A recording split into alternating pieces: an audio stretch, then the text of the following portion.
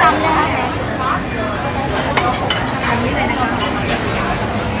Con trộn thôi.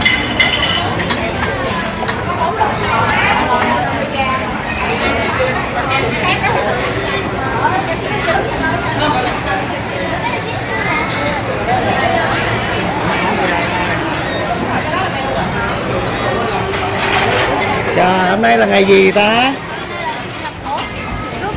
Trời ơi, sinh nhật gì mà lâu dữ rồi đấy. À, thế hôm nay mình đi ăn món gì? Món gì ngọt? Hôm nay ăn món gì ngọt? Bò nướng mấy món?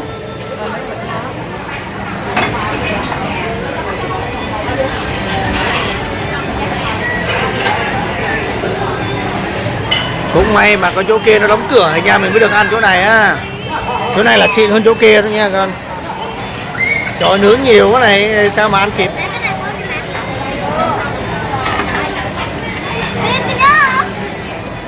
Gì? Hả? Này hai người nhìn đây. Đấy, cho bà làm nó mà cười liền. Và đi làm đi con, ba chụp hình nha. Nhìn ba này con. Đi nhìn ba con, đi nhìn ba này.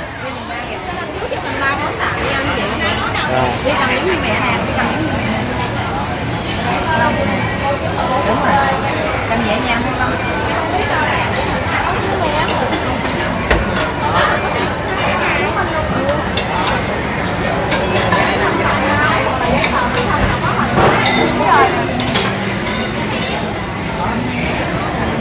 Chín chưa giờ? Liều mạng giờ nhớ sống sao? Trời ơi, ngọt bỏ hết tất cả luôn rồi.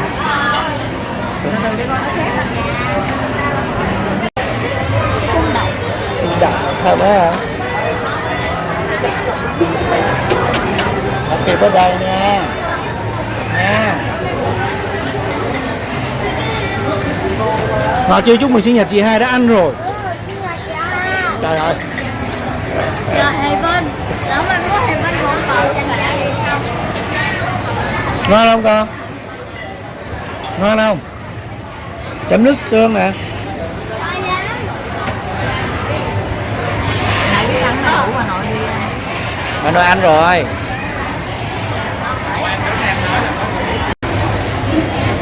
Lương cá hết tầm. Uống đây.